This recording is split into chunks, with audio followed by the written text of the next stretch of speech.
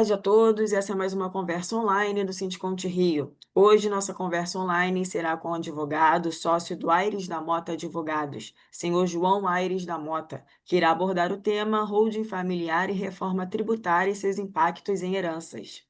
Antes de passar a palavra para o senhor João, a presidente do Sindiconte Rio, senhora Diva Gesualdi, dará as boas-vindas. Boa tarde a todos. Boa tarde, doutor João Aires. Muito obrigada por estar conosco. Valeu a sua disponibilização do seu tempo. Agradeço a todos também que estão aqui na sala, que vieram prestigiar essa nossa conversa hoje sobre um assunto bastante relevante e que às vezes a gente só presta atenção na hora que está envolvido com o assunto. Então, vou passar de imediato a palavra para o doutor João Ricardo, para que ele, então, dê sequência à nossa conversa. Obrigada mais uma vez. Presidente, eu que agradeço o seu convite, agradeço a disponibilidade do sindicato em ouvir, né, sobre esse tema tão importante para os dias de hoje. E eu vou pedir licença, presidente, porque antes da gente, se a senhora me permite aqui contar um segredinho, né? Nós, antes de começar aqui a palestra, nós conversávamos por trás das câmeras e a senhora tocou num ponto que é super importante para os dias de hoje. Então, antes de entrar no mérito da holding familiar, vinculado isso à reforma tributária, queria dizer que a holding familiar, antes de tudo, é um planejamento para a falta de alguém, né? Isso que hoje em dia a holding familiar ela é criada para evitar despesas com inventário, aquele desgaste todo quando uma pessoa falta. E aí, como a senhora tocou nesse ponto, eu vou começar falando sobre as diretivas antecipadas de vontade. Isso é um tema também importantíssimo. Aqui no Ocidente nós temos uma questão que a gente não gosta de falar sobre a morte, né? A morte ainda é um tema tabu e nós temos, a gente pode dizer que a única certeza que a gente tem quando a gente nasce é que a gente vai morrer um dia, né? Então, as diretivas antecipadas de vontade, elas servem inclusive para fazer uma antecipação que seria uma holding familiar. Porque o que é a diretiva antecipada de vontade? É a pessoa já dizer num documento tudo que ela quer que aconteça se ela ficar doente, doente a ponto de eventualmente morrer, e o que ela quer que aconteça depois da sua morte. Então, a pessoa pode, nesse documento, ela pode dizer como que ela quer que seja o tratamento dela, se ela quer ser tratada em casa, se ela não gostaria que as pessoas fizessem, que os médicos fizessem uma série de intervenções nela a ponto de prolongar o seu sofrimento. Então, por fim, ela pode também dizer o que ela quer que aconteça com o patrimônio, principalmente coisas, por exemplo, bens móveis.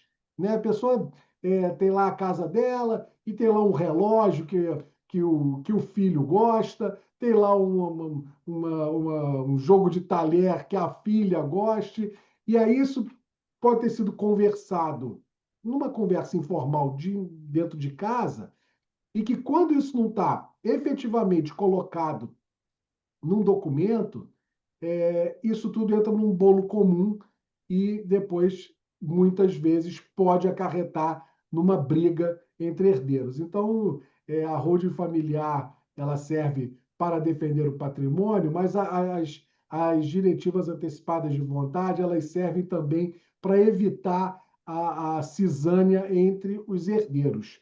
E então eu estou e que isso amanhã, se a senhora achar por bem, a gente pode tratar isso numa outra oportunidade, mas que já fique de alerta que a diretiva antecipada de vontade ela é um documento importante para a gente evitar discussões futuras. Dito isto, o tema da palestra é holding familiar e os seus reflexos, quer dizer, o que a reforma tributária vai trazer de reflexo para a holding familiar. E aí eu fiz umas anotações aqui, que é o seguinte: segundo o Sebrae, cerca de 86% das empresas brasileiras são familiares, mas apenas 30% sobrevivem à segunda geração. Então, o que acontece? É aquele ditado, né? Pai rico, filho nobre, neto pobre. Às vezes a pessoa constrói um patrimônio e, por ausência de diretrizes em relação àquilo que ele quer, que o patrimônio, como é que vai ser gerido aquele patrimônio, muitas vezes esse patrimônio é perdido numa segunda geração. Porque, como as empresas são familiares, a pessoa acha que ela pode resolver tudo e que ela nunca vai morrer e que amanhã existe um certo segredo de atos que a empresa tem, de deliberações administrativas da empresa. As pessoas não sabem, aquele que é o gestor da empresa, só ele sabe o que ele faz, como é que tem, quanto é que tem na conta, onde é que estão os documentos, quem são os principais fornecedores. E aí, com a ausência dele, difícil a empresa, para continuar funcionando e para ela continuar funcionando no mesmo ritmo que ela funcionava com aquele gestor, ela demora e muitas vezes essa demora a empresa não aguenta e aí acaba sucumbindo. Então, qual é a ideia hoje da holding familiar? Você tem uma empresa, né? Você tem, na verdade é o seguinte, o cara tem um patrimônio e aí, ao invés de quando ele morrer, o patrimônio vai ser dividido, vai ter aquela discussão, esse bem é meu, esse bem é seu. Cria-se uma holding familiar, que é um planejamento para a travessia entre gerações. Então, cria-se uma empresa, que todo esse patrimônio vai ser jogado para dentro dessa empresa, e aí os herdeiros terão cotas dessa empresa, de acordo com a vontade da discussão entre eles, como é que vai ser feita essa divisão de cotas. E aí isso significa economia, isso significa discussão, ausência de discussão, e vou falar aqui de forma assim, comum, uma blindagem patrimonial. Só quero fazer um parêntese nisso. A blindagem patrimonial ela é diferente daquilo que a gente vê vendendo por aí, né? Porque muitas vezes as pessoas falam assim: faça uma blindagem patrimonial como se isso fosse um salvo-conduto para você dever a todo mundo e não pagar ninguém. Não é isso. Não é, a holding familiar não serve para isso. A holding familiar protege o patrimônio, muitas vezes, do próprio Estado, né? Porque o Estado ele é voraz na hora da cobrança dos tributos. Então, a holding familiar ela é criada para concentrar o patrimônio da família. E você fazendo essa concentração do patrimônio da família, você paga menos imposto. Você, por exemplo, quando você abre o inventário, muitas vezes você tem que vender algum bem desse patrimônio, desse acervo patrimonial que é deixado, para pagamento de impostos, de taxas, de cartório, de tudo. E quando você joga esses bens para dentro de uma holding familiar, o que você vai inventariar não são imóveis, não são empresas, nada disso. O que vai se inventariar são as cotas da sociedade. E as holdings familiares, então, elas podem ser feitas através de uma sociedade limitada, de uma limitada, ou de uma sociedade anônima fechada, né? E isso, obviamente, tem a ver também com o tamanho do patrimônio. E aí, eu até anotei aqui um exemplo, né? Eu tenho 2 filhos e 5 imóveis. Ao invés de deixar dos imóveis todos ficarem no meu nome e depois, eventualmente amanhã, na minha ausência, haja uma briga entre os filhos, eu opto por criar uma empresa, e aí eu posso botar lá o nome que eu quiser, integralizo esses imóveis, os meus imóveis, no capital social, e eu posso fazer a doação dessas cotas para os filhos, para os meus filhos, com cláusula de usufruto vitalício. Usufruto vitalício, inalienabilidade e incomunicabilidade. Então, eu vou continuar com o meu patrimônio garantido. Os meus filhos, mesmo eu tendo doado as cotas para eles, eles não podem alienar essas cotas, nem transferir essas cotas para ninguém, porque o controle continua comigo. E eles e os filhos já estão inseridos no patrimônio, o que facilita na hora da sucessão. E aí, a gente chega na parte importante, que é a questão tributária hoje. Então, não vou falar ainda da reforma tributária. Vou falar da questão tributária hoje. Quando você morre, o imposto que incide sobre as heranças e doações é o Imposto de Transmissão, Causa-Mortes e Doação, ITCMD. E cada estado tem uma alíquota. Então, no Rio é 8%, em São Paulo é 4%, no Paraná é 4%, Santa Catarina é 1%. E aí, quando você tem os bens, o imposto vai recair sobre cada bem. Então, por exemplo, você tem um imóvel que vale R$ 1 milhão. Esse imposto incide sobre o valor do imóvel. Nos casos da holding familiar, o imposto de transmissão incide sobre o valor nominal das cotas. Então, por exemplo, se você tem uma empresa que tem um patrimônio imobilizado nessa empresa, né, que garante o capital social, de 5 milhões de reais, mas as cotas da sua empresa valem 500 mil reais, você vai pagar o imposto em cima do valor das cotas da sua empresa. Resultado, menor imposto.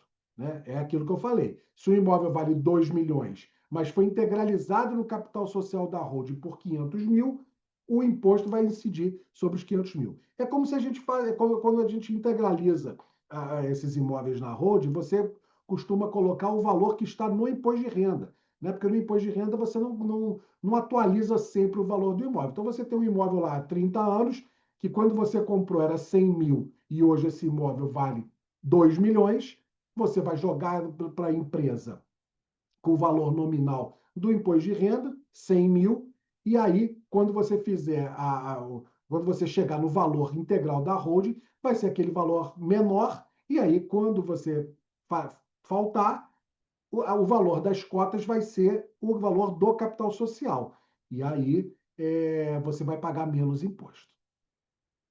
E aí, gente, eu só vou fazer um parêntese aqui, tá? Eu conversei aqui antes da gente fazer o seguinte: eu vou falar sobre os temas, eu vou dar uma pincelada rápida sobre todos os temas, e aí depois eu vou abrir para a gente trocar uma ideia, fazer perguntas, para a gente fazer uma coisa mais dinâmica e funcionar melhor, e aí também não fica um tom tão professoral, beleza? Então, voltando. Aí, o governo faz a reforma tributária, a intenção da reforma tributária, que é através da Emenda Constitucional 132 de 2023. A implementação está prevista até 2026, com transição até 2033. E aí, ela vai mudar muito, vai ter mudanças assim bem significativas na questão tributária. Né? O imposto de transmissão, é importante dizer, o imposto de transmissão ele é um imposto estadual e ele vai continuar assim. O foco da reforma foi unificar PIS, COFINS, ICMS, ISS e IPI. Ele vai criar o CBS, que é a Contribuição sobre Bens e Serviços, e o IBS, Imposto sobre Bens e Serviços de Competências Distintas. E vai também instituir um imposto seletivo para bens nocivos, que é bebida, cigarro e possivelmente, a gente não sabe ainda, até combustíveis. E aí você vai perguntar, ué, mas se o imposto de transmissão continua estadual, por que ele está no radar da reforma? E aí eu pulo do gato. Porque a Emenda Constitucional 132 abriu espaço para leis complementares e futuras regulações. Então, ele prevê tributação de doações e heranças com base no valor de mercado e não no valor nominal. Então, aquilo que eu falei antes, por exemplo, se você tem um imóvel que você, lá no teu imposto de renda, está dizendo que esse imóvel vale 100 mil e, na verdade, ele, pelo tempo, né, de valorização desse imóvel, ele hoje vale 2 milhões, então o que o governo quer é que a tributação seja em cima do valor de mercado e não mais no valor nominal. Alíquotas, ele também prevê alíquotas progressivas até 8%, conforme a faixa do patrimônio. Qual é o problema hoje? Hoje, os impostos, o imposto de transmissão, ele é com valor fixo. Então, por exemplo, no Rio é 8%, em São Paulo é 4%, Santa Catarina é 8%. Ele criou a progressividade do imposto. Então, ele pode cobrar por faixa. Tá? Então, o valor do imposto vai aumentando de acordo com o tamanho do patrimônio. Isso hoje não existe. Também a reforma pretende a incidência de imposto sobre os planos de previdência privada, algo que hoje também é isento do imposto. E a inclusão de ações e cotas de empresa como objeto de tributação mais rigorosa, sobretudo quando contiverem patrimônio imobiliário. Então, além disso, existe um debate crescente sobre a criação de um imposto sobre ganho de capital na transmissão causa-morte. E aí, se isso for aprovado, a morte do titular vai gerar um fato gerador de imposto de renda sobre a valorização dos bens, como se ele tivesse vendido tudo antes de morrer. Ou seja, além desses impostos todos que o governo quer cobrar na reforma tributária, o herdeiro ainda vai pagar o imposto de transmissão. Ou seja, o que o governo quer é uma tributação em dobro, que isso é o terror de qualquer planejador patrimonial. E aí, como é que a holding entra nesse cenário? Porque você, quando criar a holding, você vai integralizar bens com valores históricos menores, doar cotas com cláusulas restritivas, evitar longos processos de inventário e, eventualmente, reduzir a base de cálculo do imposto de transmissão. Só que tudo isso, gente, pode mudar com a nova legislação. Se for obrigatória a tributação pelo valor de mercado, o modelo da holding deixará de ser vantajoso para fins tributários. Pode continuar sendo interessante para efeitos de governança, para proteção patrimonial, pelo controle dos bens, mas o argumento de economia fiscal vai enfraquecer.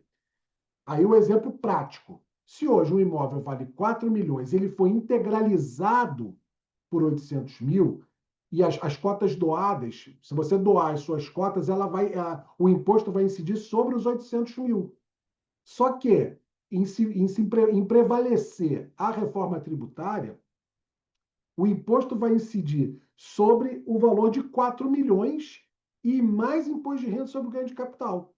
Então, o imóvel vai deixar de. Os imóveis que vão ser incorporados na holding familiar vão deixar de ser considerados, para efeito do cálculo do imposto, o valor nominal, e sim o valor real, o valor de mercado.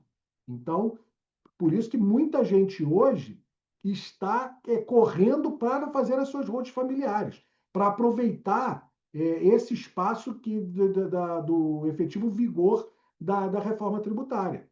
Porque quando entrar a reforma tributária, você vai ter um aumento substancial dos impostos. Tá? E aí, a gente precisa ter critérios para a criação da holding familiar. Então, por exemplo, se você pretende criar uma holding familiar sem atividade real, sem governança, só para você não pagar o imposto de transmissão, você corre risco. Então, porque, por exemplo, muita gente fala assim, eu vou fazer minha holding familiar, eu vou pegar aqui no chat GPT e vou criar minha empresa. Não vale a pena.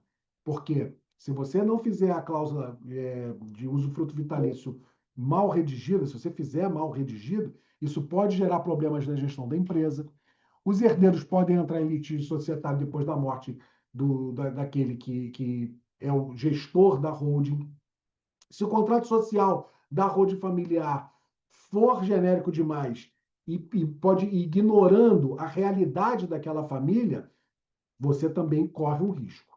Tá? Então, é importantíssimo que o advogado trabalhe em conjunto com o contador para que cada situação, para cada pessoa, para que seja analisado direitinho cada situação. Não é receita de bolo, tá? Cada pessoa tem uma situação pessoal e a holding familiar é um contrato personalíssimo.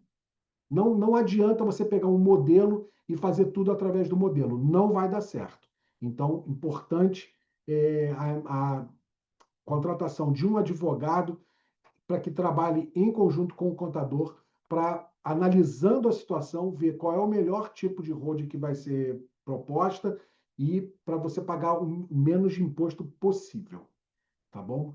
Outra coisa importante que a reforma tributária quer fazer é começar a taxar os lucros distribuídos por empresas, que hoje são isentos de imposto de renda. Então, a holding familiar, por exemplo, uma holding familiar criada para administrar locação de imóvel, por exemplo, né? O cara tem inúmeros imóveis, ele joga tudo para a holding familiar para administração de bens próprios, uma empresa, uma administradora de bens próprios, por exemplo, né? Os lucros dessa empresa, eles não são tributados. Com a reforma tributária, há a intenção, sim, de tributar o lucro das empresas, né? Isso aí está sendo objeto de grande discussão, porque a empresa já paga imposto naturalmente e, além do mais, ela vai ter que pagar o imposto que ela já paga e vai ter que pagar ainda imposto sobre o lucro. Ou seja, o Estado está querendo te morder de todo lado.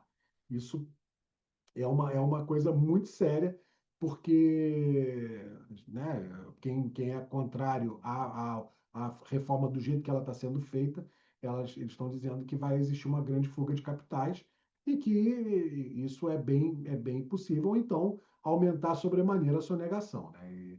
E aí isso tem que ser avaliado com bastante cuidado.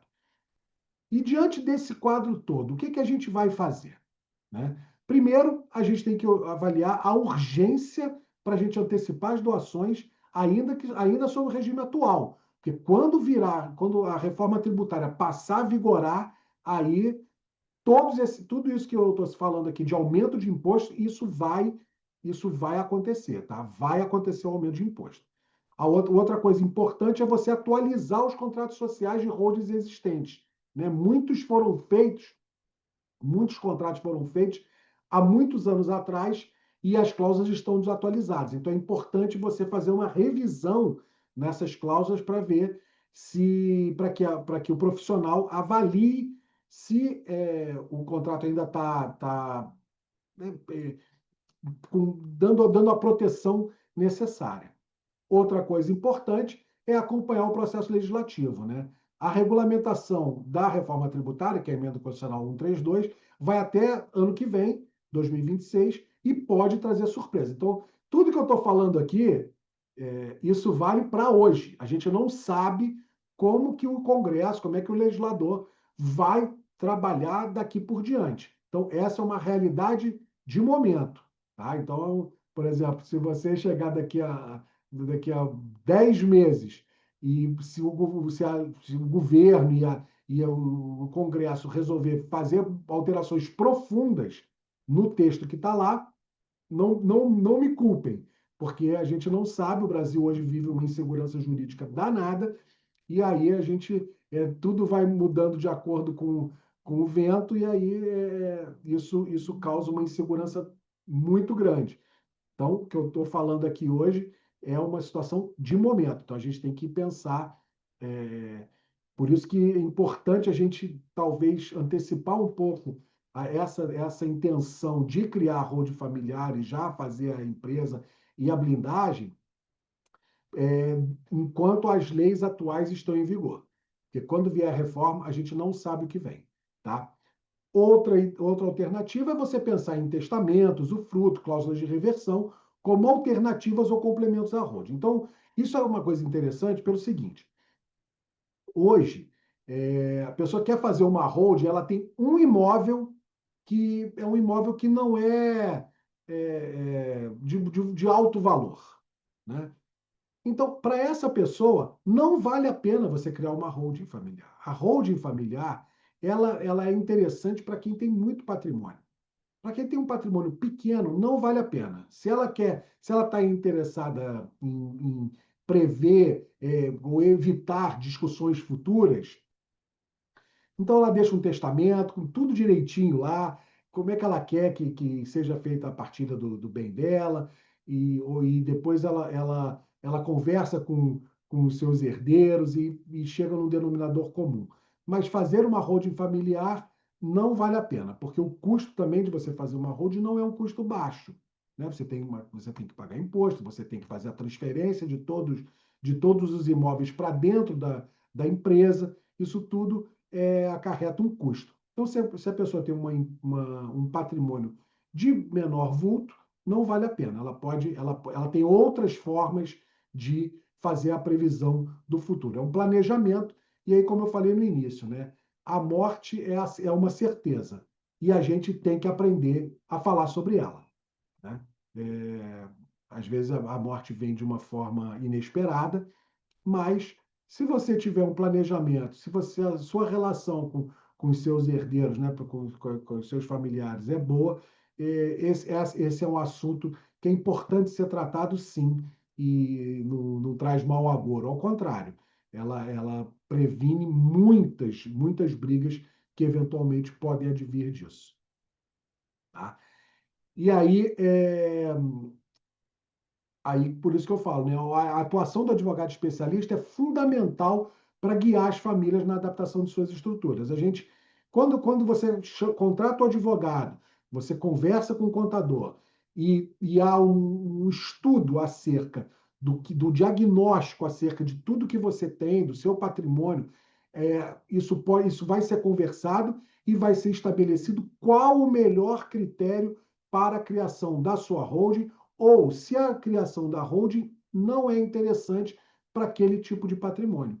Então, o planejamento sucessório, porque o planejamento sucessório não é só você fazer uma holding familiar, é você ver se é caso de abrir uma holding familiar, de se criar uma holding familiar, ou se é caso de fazer um testamento,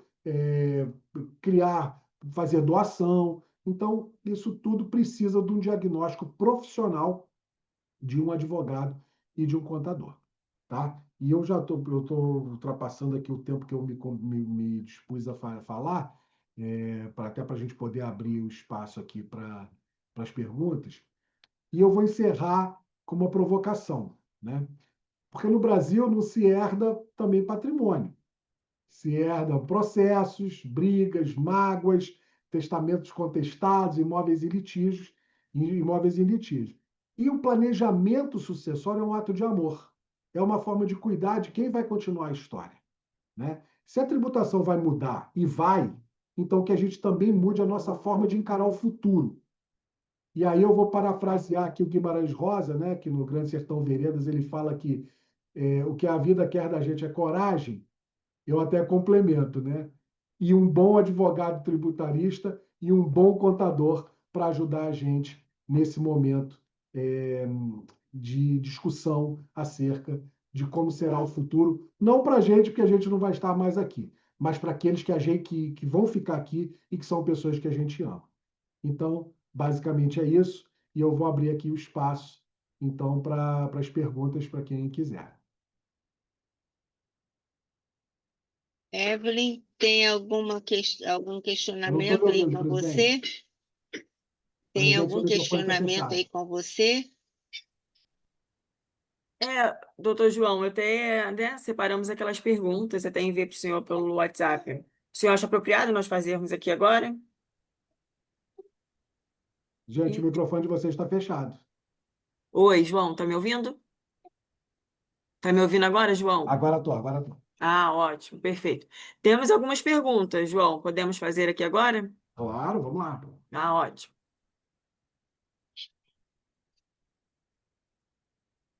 Seu microfone. Tá. Qual a vantagem de transferir o meu patrimônio pessoal para uma holding patrimonial familiar? Então, como eu falei, hoje a vantagem é principalmente tributária. Você vai... Mas como eu falei, né? Precisa de um estudo para a gente saber qual é o tamanho do seu patrimônio. Então, a gente precisa saber o tamanho do patrimônio para entender se vale a pena abrir uma holding familiar ou se vale a pena fazer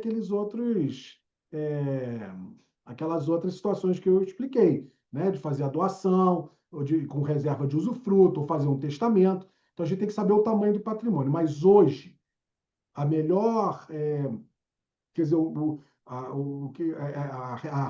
a criação da holding familiar, ela é uma vacina para o governo que quer pegar tudo da gente, né? Quer tributar a gente em tudo, todo lado. Então, a criação da holding ela é importante para isso. Como ficam as heranças? Calma aí. Tá me ouvindo, João? Estou ouvindo. Como ficam as heranças com a reforma tributária?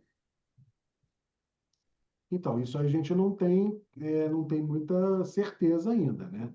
Mas, como eu falei, né? Eu falei aqui na palestra que vou até voltar aqui, porque hoje, a situação atual hoje é que o imposto que incide sobre as heranças e doações é o imposto de transmissão. E aí, cada estado tem a sua alíquota, né? O que acontece com a reforma tributária? O Estado quer receber, não porque, só para voltar, né? O imposto de transmissão é um imposto estadual, então ele varia de estado para estado. A reforma tributária não contempla discussões de impostos estaduais, e sim um imposto federal, tá? E aí é isso, né? Vai ter a unificação do PIS/COFINS, do ICMS, ISS e IPI, vão criar a CBS, que é a Contribuição sobre Bens e Serviços, o IBS, que é Imposto sobre Bens e Serviços, e vai instituir o imposto seletivo. E aí, o que eles estão querendo com a reforma tributária? Tributar doações e heranças com base no valor de mercado, e não mais no valor nominal. Alíquotas progressivas até 8%. Então, alguns estados hoje têm alíquotas fixas. Então, São Paulo, por exemplo, é 4%. Aí o que eles querem fazer? Alíquotas progressivas até 8% de acordo com o tamanho do patrimônio. Incidência de imposto sobre plano de previdência privada, algo que hoje não incide imposto, né? Inclusão de ações e cotas de empresas como objeto de tributação mais rigorosa, sobretudo quando contiverem patrimônio imobiliário. O que é isso? É o que eu falei durante a minha fala. Se você criou uma empresa, uma holding familiar, e você colocou no capital social da empresa uma série de imóveis que você tem pelo valor do imposto de renda, então aquele imóvel que você comprou há 30 anos atrás por 100 mil, hoje, com a valorização do mercado, ele vale R$ 1 milhão. Quando você vai pagar o imposto de transmissão hoje, em cima da holding familiar, você vai pagar em cima das cotas do capital social. Então, se você tem um patrimônio de valor de mercado dentro da holding de 10 milhões e a sua holding familiar tem capital social de 1 milhão, você vai pagar em cima de 1 milhão. A reforma tributária quer o quê? Não vai ser mais em cima do valor das cotas da empresa. Vai ser em cima do valor de mercado do teu capital social. Se você tem um capital social composto basicamente por imóveis, que é o caso da holding familiar, o Estado vai querer tributar em cima do valor de mercado. Então, um imóvel que vale 100 mil no teu imposto de renda, mas o valor de mercado dele é 1 milhão, vão querer tributar em cima de 1 milhão. Então, o impacto nas heranças vai ser muito grande. O Estado vem o leão vem com a goela desse tamanho aqui, querendo tributar. Aproveitar qualquer oportunidade, né, seu João?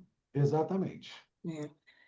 E a senhora, deixa eu ver se ela pode abrir o microfone. Nilzabeth, gostaria de fazer a pergunta também. Vamos lá.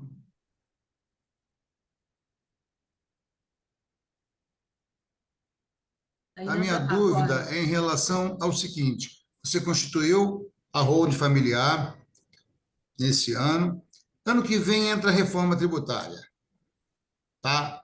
A tributação, no caso de vendas de imóveis, de aluguéis, como é que ela vai ficar em relação ao IVA, né? Ao IBC e o CBS? Não. Aí é o seguinte, se a sua empresa, se a sua holding familiar, ela é uma administradora de bens próprios, né? Perfeito, perfeito. É uma administradora de bens próprios, o imposto, o senhor vai. Se a sua holding já está criada, né? O senhor já se beneficiou, beleza. Agora, o que o senhor vai ser tributado amanhã, aí não vai ter jeito, o senhor vai pagar o imposto que o Estado vai determinando naquele momento. Não tem jeito. O que o governo quer fazer é tributar o lucro também. O grande problema que o governo tem feito agora, que é com a reforma tributária, hoje a gente não paga imposto em cima do lucro, imposto de renda em cima da participação nos lucros. Né? E a reforma tributária prevê a taxação dos lucros também. Na realidade, pelo que eu tenho lido, eu tenho uma dúvida muito grande. Por quê? Porque hoje você faz a Constituição, como o senhor bem disse, a tributação fica basicamente, pega lá pelo valor original, ou então corrige um pouquinho, não vai pagar o ganho de capital, está tudo certinho, perfeito. Quando entrar a reforma tributária, o que me chama a atenção? É a tributação tanto do CBS como do IBS. Por quê? Porque hoje a gente paga, num lucro presumido, vamos dizer assim, 6 pontos qualquer coisa de imposto, 6,5% de imposto, e lá nós vamos entrar naquela alíquota, com redução de 40%, vai vir para 16%, 17%, 18%. Será que isso é conveniente fazer? A minha dúvida é essa aí. Não sei se, quando vier a reforma tributária, não sei se vai compensar as empresas de administração de bens próprios. Não, então, isso eu até falei na minha fala, né? As empresas, como a reforma tributária está se comportando, né? Como o governo está trabalhando com a reforma tributária, a holding familiar já não vai mais ser um negócio da China. Não vai ser.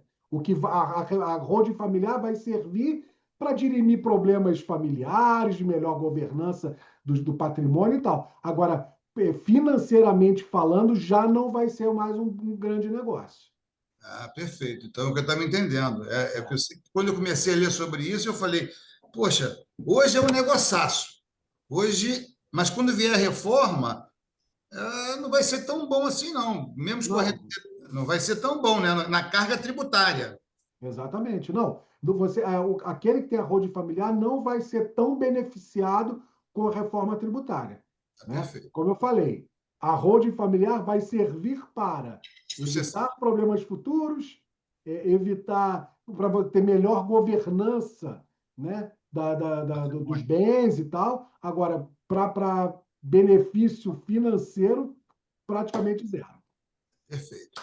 Valeu, doutor. Muito obrigado aí pela orientação. Eu que Valeu. agradeço. Muito boa, por falar isso, me antecipando aqui, muito boa a conversa que a gente só teve aí com a gente aqui, e muito interessante mesmo, tá? Estou sempre à Parabéns disposição. ao sindicato também. À Obrigada. disposição. Obrigado. Valeu. Esse assunto é bastante novo, assim, com detalhes, né, do que vale a pena, quando vale fazer uma holding ou não, mas agora com a reforma tributária, mesmo já tendo uma holding, pelo que eu entendi, já constituída agora, ela não terá o benefício dessa Constituição anterior à aplicação da reforma.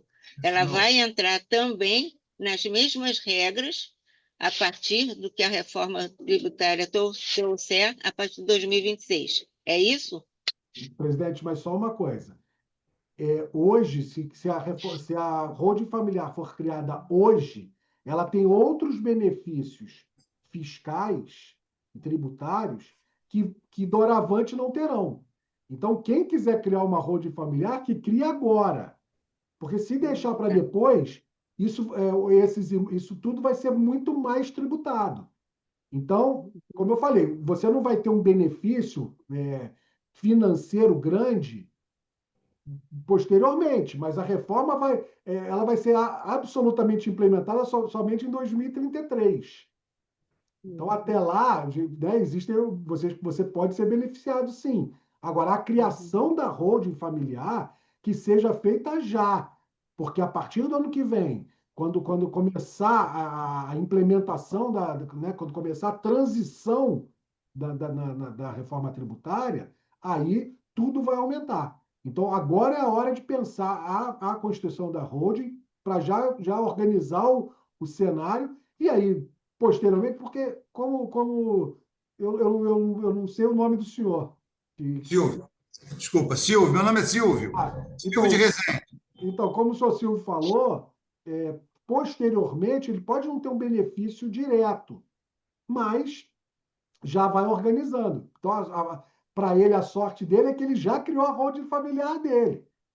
Né? Então, ele pagou muito menos imposto. Agora, se você criar a sua holding familiar depois da reforma tributária, você vai pagar muito mais.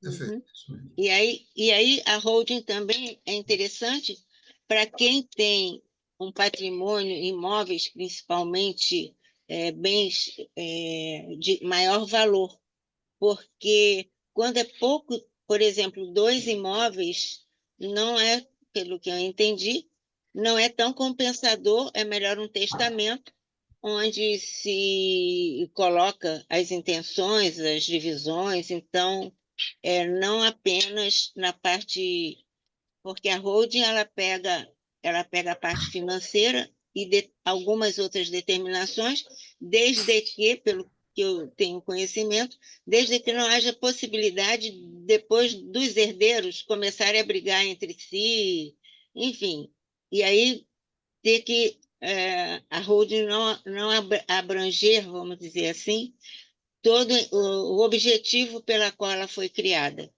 É necessário que haja uma conscientização não apenas da quantidade de bens, né, mas também de que esses herdeiros não terão litígio, vamos dizer. É isso? Não, então, só uma coisa. A senhora falou assim, uma pessoa que tem 2 bens não vale a pena. Mas é o seguinte, eu vi que o Faustão, por exemplo, ele tem uma cobertura lá em São Paulo, eu acho, de 120 milhões de reais. Então, se o cara tiver 2 coberturas dessa, vale a pena ter uma holding Ah, familiar. sim, também Né? tem isso. Então, Tudo tudo tem a ver depende, né? exatamente, com o montante financeiro que a gente está trabalhando. Agora, se o cara tem um imóvel que vale 30 mil reais, aí não vale a pena ter uma holding familiar. Esse é um ponto. Uhum. E a criação da holding familiar, ela precede uma conversa entre aquele gestor, né, aquele dono do patrimônio, e os seus herdeiros. Isso vai ser conversado. Então, até para parar arestas, né, a holding familiar serve para isso também, para que arestas sejam aparadas. Olha, vai entrar tudo aqui, vai ser dessa maneira, você vai ter tantas cotas, você vai ter tantas cotas, eu vou te doar as minhas as cotas que caberiam a mim, eu vou doar para você, agora sempre com a cláusula de usufruto, né, de incomunicabilidade e de penhorabilidade, para que isso amanhã, né, a pessoa, aquele herdeiro, às vezes está passando por uma dificuldade financeira, ele quer alienar as cotas dele ou quer transferir para alguém sem a anuência do gestor, aí ele não vai poder. Então, por isso que eu estou dizendo, eu disse aqui que cada caso é um caso. Então, é uma situação que tem que ser conversada assim, é muito personalíssimo mesmo. Né? A pessoa, cada família vai conversar com o advogado, vai conversar com o contador, vão se reunir, e aí esses profissionais vão traçar o melhor quadro para o que virá. Uhum. E aí, não, é dentro do mesmo tema, embora não seja só a holding, no caso de um inventário, não tendo holding, no caso do inventário, é preferível fazer pelo cartório ou é preferível fazer na justiça? Então, tem algumas diferenças. Né? Por exemplo, quando você faz o inventário extrajudicial, que é esse do cartório, os impostos têm que ser pagos antecipados. Então, muita gente não tem dinheiro, em alguns casos, os herdeiros não têm dinheiro para antecipar todos os valores de uma vez só. Então, eu tive aqui um caso que uma pessoa morreu e deixou um patrimônio bem considerável. Só que os herdeiros deixou tudo imobilizado. Os herdeiros não tinham dinheiro para pagar o imposto antecipado para fazer o inventário extrajudicial. Então, o que que nós fizemos? Nós fizemos o inventário judicial e, ao longo do processo, a gente pede, eventualmente, para alienar um dos bens, um alvará, para que um bem seja vendido, e com o produto dessa venda, os impostos sejam pagos.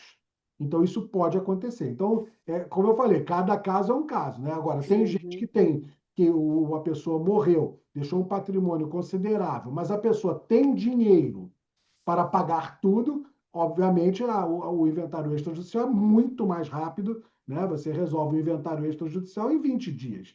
Agora, você resolve o inventário judicial em 20 anos. Então, é isso. É. Aí é questão de ter condições de arcar de imediato, que com relação a prazo, o cartório é bem mais célere, bem mais Muito rápido para mais, muito resolver. mais. Você com toda a documentação, com o pagamento dos tributos, tudo direitinho, é isso. Você acaba o inventário em 20 dias. Agora, o inventário judicial demora demais. O judiciário olha, está difícil demais, porque as coisas não andam, o judiciário está hiper assoberbado, é muito processo, os juízes estão com falta de material humano, né, nos cartórios e tal. Então, o processo demora demais, demora muito tempo. Né? E também, à medida que a gente vai vivenciando determinadas situações, a gente vai prestando atenção àquilo que a gente não prestava. Por exemplo, os documentos nossos pessoais, que um dia a gente parte, conforme você colocou no início, né? Nós sabemos, nós não pedimos para nascer, agora digo eu, e nós não sabemos quando vamos partir. Nesse meio tempo, às vezes a gente não presta atenção em detalhes que depois que a gente parte, os herdeiros ficam com uma certa dificuldade de resolver. Um deles, que parece assim, ser tão simples de resolver, mas depois, enquanto a gente está vivo, de repente seja fácil. Mas depois é um pouco complicado. O nome.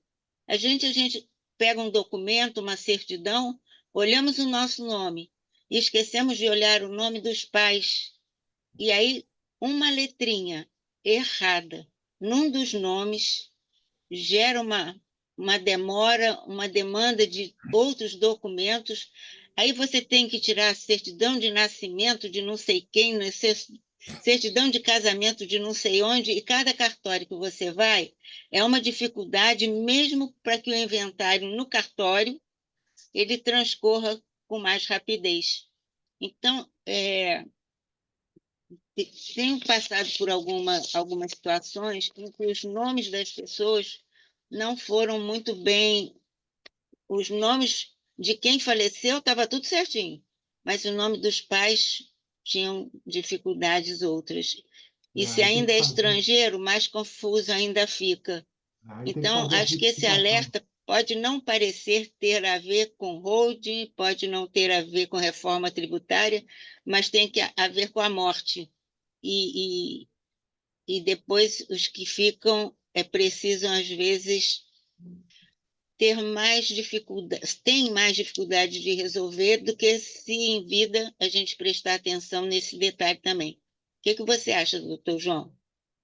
Então, eu acho que, como eu falei, né, até na nossa conversa pretérita aqui, antes de começar essa conversa, eu falei das diretivas antecipadas de vontade, né? Quando você... A morte, a gente tem que falar sobre a morte, isso aí não tem jeito. Eu, esse final de semana, até levei a minha filha, tem um filme do Costa Gavras, que está passando no cinema, que se chama Uma Bela Vida. E esse filme fala exatamente das diretivas antecipadas de vontade. Você vai dizer como você quer. Então, até tem uma cena muito bonita no filme, que uma mulher era cigana, o filme é francês, e aí tinha uma mulher cigana que ela queria morrer no trailer dela, que ela ficava aí como nômade, ela queria morrer no trailer com o seu grupo, tocando músicas ciganas. E assim, ela deixou isso por escrito, e assim, a última vontade dela foi atendida. Então, quando a gente se organiza, né, até a nossa partida é mais leve.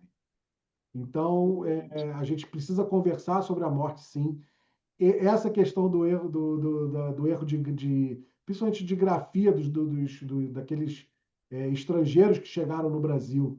Isso é um problema seríssimo, porque você tem que entrar com uma ação, né, até um pedido administrativo de retificação do documento, né? Aí você vai ter que fazer toda a prova de que a pessoa, quando chegou aqui no Brasil, o nome dela escrevia com J, por exemplo, né? Em alemão o J é I, né? Então, aí quando chegou aqui no Brasil, mudaram o J para I, e aí quando vai fazer as coisas, dá um problema danado. Então, a gente tem que fazer a prova disso, retificar os documentos, dá um trabalho danado, e aí o inventário, que era para acabar em 20 dias, é isso, acaba em 20 anos. É, é verdade. Como é que é o nome do filme? A Bela Vida? Uma Bela Vida. Está Uma passando lá no Bela Shopping da Vida. Gávea. Acho que vale a pena. Evelyn, verifica se tem mais alguma outra. Doutor Acho que o João, Silvio. posso voltar lá na administração de bens próprios da Vamos Hold? lá, vamos lá. É, eu faço algumas empresas, eu constituo empresas de administração de bens próprios e estou encontrando dificuldade muito grande do município reconhecer a isenção da incorporação dos bens ao patrimônio da empresa. É como o senhor falou, muito bem falou, a gente pega o imposto de renda, incorpora pelo valor, a doação fica bem mais em conta, só que o município diz o seguinte, olha, esse bem aqui está incorporado por 500 mil, mas ele vale 2 milhões, então tem que pagar a diferença. E isso, eu até estou ajuizando algumas ações. É inconstitucional, já tem decisão lá em cima, no STF, coisa e tal. E aí, o que o senhor acha em relação a isso? Quem está constituindo uma pessoa jurídica hoje de administração de bens próprios, o senhor aconselha o quê? Porque também, se você incorpora com um valor acima do que está no imposto de renda, vai fazer aquela correção para ganho de capital. E aí, o que o senhor acha? Eu acho que tem que ajuizar mesmo. Não tem Então, jeito. não tem jeito. O senhor também deve estar enfrentando isso aí em relação às Sim, coisas, sim, não é? a gente tem entrado com muitas ações, porque, né, tanto no Rio, Petrópolis, eu moro em Petrópolis, Ah, né? sim. Aqui também a gente tem o mesmo problema, Lá em e Petrópolis também? também, porque é isso, o Estado quer arrecadar, né? O Estado quer arrecadar a qualquer custo. Então, a gente tem que ajuizar as ações, o STF já pacificou essa questão, e aí, não tem, como o senhor está ajuizando também, o senhor já sabe que tem êxito, né? As ações têm êxito, né? O mandado de segurança. Mas não tem jeito. Infelizmente, o Estado brasileiro, um dia me falaram assim, que eu sou um cara contra o Estado, e eu sou até um pouco mesmo contra o Estado, sabe? Porque o Estado, a gente bota o pé para fora, o Estado quer tomar alguma coisa nossa, né? E é um absurdo, porque só para, assim, eu sou presidente da OAB aqui em Petrópolis, sabe? Aí Ótimo. um dia veio um juiz aqui fazer uma palestra e eu sentei a mamona no judiciário, no Estado como um todo, porque o maior litigante no Brasil hoje é o Estado. Agora, o maior litigante no Brasil é o Estado e ele como réu, porque ele é o primeiro a descumprir a lei. É um absurdo isso. Então, se o STF já disse que não pode cobrar, mas o Estado ele vem. Por quê? Porque é vantajoso, que quantas pessoas vão buscar o judiciário para discutir essa questão? O cara fala, pô, deixa para lá, eu vou pagar e eu não vou entrar nessa discussão. Então, o benefício acaba sendo maior por aquele que descumpre a lei, né, do que do cumpridor da lei. Infelizmente, é assim que funciona. É comodidade do contribuinte, né? Não, mas é isso, né? Eu falo sempre o seguinte: médico, advogado e dentista, ninguém quer ir, mas precisa. Então, não tem jeito. O cara quer fugir do advogado, não tem jeito. Tem que buscar o advogado, porque quando ele constitui mal uma holding familiar, ele vai pagar o preço mais tarde. Quando ele não. Às vezes, o que ele vai pagar de imposto para o Estado é muito menos do que ele vai pagar de honorários. Então, isso tudo tem que ser avaliado. Eu acho uma pena. A gente tem que. Não é criar a cultura da litigância, mas é criar a cultura da defesa dos seus direitos. Okay? A gente tem esse dar de ombros para os nossos direitos e a gente está vendo para onde as coisas estão indo. Então, acho que a gente tem que ficar alerta em relação a isso. Perfeito, é isso mesmo. Muito bem. Está conosco também o Josuel, que é nosso diretor e é o presidente do nosso Conselho Fiscal do Sindiconte. Não sei se ele, Evelyn, se ele está... Oi, Josuel, tudo bem? Bem, tudo bem. Boa tarde Isso, para bom. todos. Boa tarde. Boa tarde. Bom ter você aqui conosco. E aí, abro aqui para você também, não sei se teria alguma situação envolvendo o assunto que você quisesse ter um melhor esclarecimento ou fazer alguma consideração aí para nós, fique à Não, vontade. apenas agradecer pela bela palestra que o doutor João Ricardo está trazendo para nós em relação a um trabalho, a um assunto tão relevante, né, que hoje tem sido a baila do momento, né? Essas holdings familiares. E sabemos que o quanto que é difícil, complexo e trabalhoso para poder concluir todo um processo com relação a essa questão que envolve uma herança, enfim, todo esse ciclo, né? Existe um ciclo aí e na hora de fechar, a conta não fecha, fica naquela dificuldade, o tempo vai passando e tem pessoas que passam 10, 20 anos com o problema acaba acomodado, né? Convivendo com aquela situação, o tempo vai passando e não se dá uma solução. Creio que é um momento do cidadão brasileiro acordar para essa realidade e buscar esse conhecimento, né? Para poder fazer a sua opção de forma saudável. Isso mesmo. Então tá bom, Josuel, valeu. Alguma pessoa gostaria de fazer mais alguma pergunta, alguma sugestão? Evelyn, vamos então tirar nossa foto. Vamos sim. Pessoal, quem puder, por favor, abrir a câmera.